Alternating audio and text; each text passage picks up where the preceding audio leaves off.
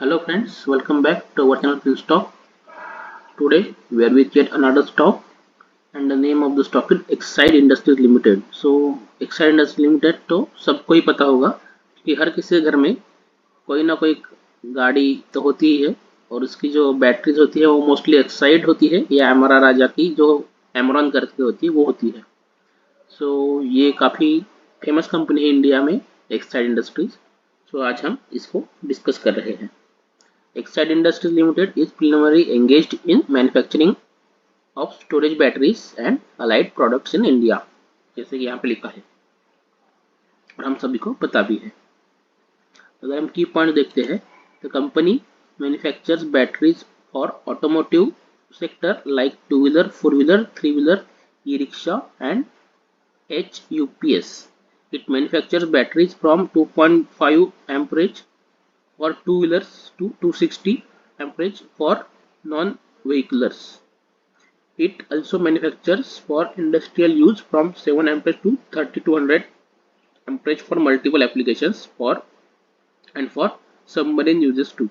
So अलग अलग batteries के जो यूजेस होते हैं अलग अलग व्हीकल्स में या फिर इंडस्ट्रीज में उसके हिसाब से अलग अलग रेंज की बैटरीज बनाती है। स्टोरेज बैटरी सेगमेंट जो है उसका 74% रेवेन्यू कंट्रीब्यूट करता है। अभी lithium ion foray the company has forayed into the segment through one Exide energy private limited started in 2018 for pack of modular business.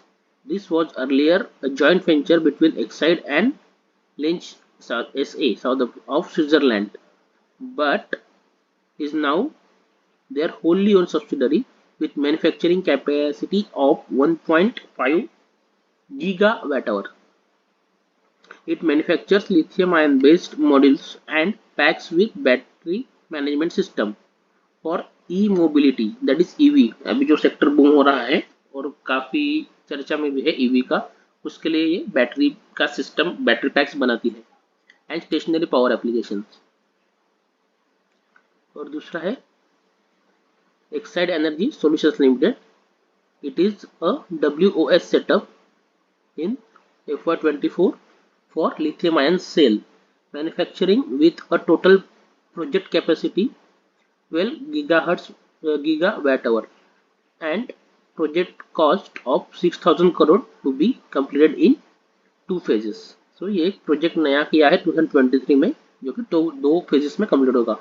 It is engaged in manufacturing of advanced chemistry cell, cylindrical pouch, prismatic.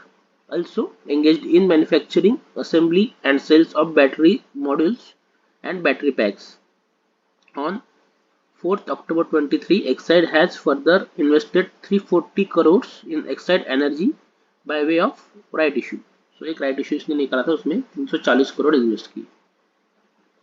अगर lithium ion cell manufacturing facility देखते हैं तो company is in the process of setting up a plant for lithium ion cell production for which it has collaborated with SVOLT, China की जो company है, setup a WOS and purchased 80 acres of land at the High-Tech Defence and Aerospace Park Phase 2 Bengaluru में.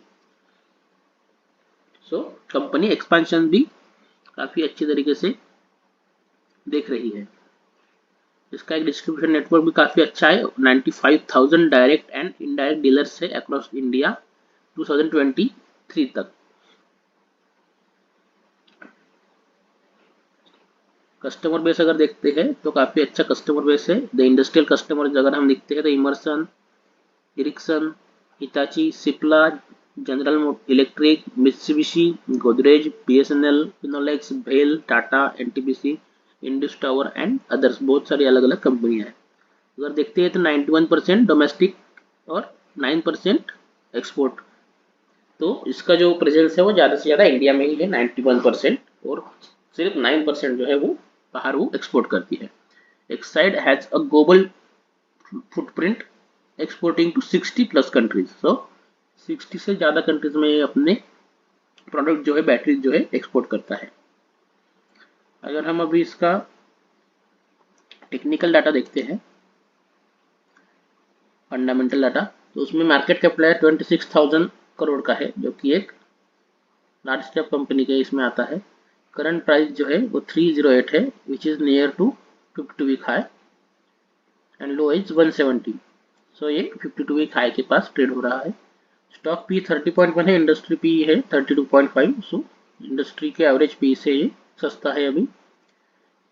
Book value 147 है, so price to book निकल के आएगा 2.09, जो कि एक थोड़ा महंगा दिखता है 2.09 बोला तो। प्रॉफिट ग्रोथ 11.2% की है। डेट टू इक्विटी 0.06 है, सो काफ़ी अच्छा कंट्रोल में रखा है कंपनी इसका डेट। अगर हम एक साल का ग्राफ देखते हैं तो यहाँ पे मार्च 23 में कंपनी ने अपने 200 DMA को टेस्ट किया था, टच किया था, और वहाँ से वो कंटिन्यूसली ऊपर ही रहा है। प्रोज एंड कॉन्स देखते हैं तो कंपनी ऑलमोस्ट डेट फ्री है। The company has delivered poor sales growth of 3.32% over the past 5 years. So company का ग्रोथ थोड़ा स्लो रहा है लास्ट 5 सालों में। अगर हम इसके पीयर्स कंपैरिजन करते हैं, मार्केट कैपिटलाइजेशन के हिसाब से इसके पीयर्स में ट्यूब इन्वेस्टमेंट है, इसके बाद मदरसन सुमी जो था, समवर्ध मदरसन सुमी, बॉश, यूनोमिंडा, सोना BLW precision, ZF commercial, Motherson wiring and Exide, ये कुछ इसके पीयर्स है। अगर हम क्वार्टरली सेल देखते हैं तो सितंबर 2020 में 4,000 करोड़ का था, जो कि ऑलमोस्ट वही रेंज में सेल्स है।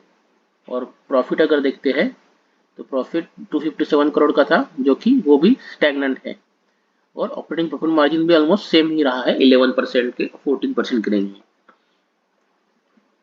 सो अगर इसका ग्रोथ देखते तो एक स्टैग्नेंट सा लगता है। लेकिन हम अगर इसका प्रॉफिट एंड लॉस देखते हैं तो 2012 से लेके अब तक ऑलमोस्ट 3 टाइम्स इसका सेल्स बढ़ा है। लेकिन 2019 के बाद ऑलमोस्ट सेम दिख रहा है, तो वहां से स्टैग्नेंसी इसमें आने लगी है। मार्जिन इसने 14% से 11% के रेंज में ही मेंटेन रखे हैं। प्रॉफिट 449 करोड़ का था, जो कि अभी 823 करोड़ यानी ऑलमोस्ट डबल हुआ है प्रॉफिट। अगर हम सेल्स ग्रोथ देखते हैं तो कुछ अच्छे फिगर्स तो नहीं है। ट्रेडिंग 12 मंथ का 8% है। प्रॉफिट ग्रोथ भी वैसा ही है, ट्रेडिंग 12 मंथ का थोड़ा अच्छा है 11%।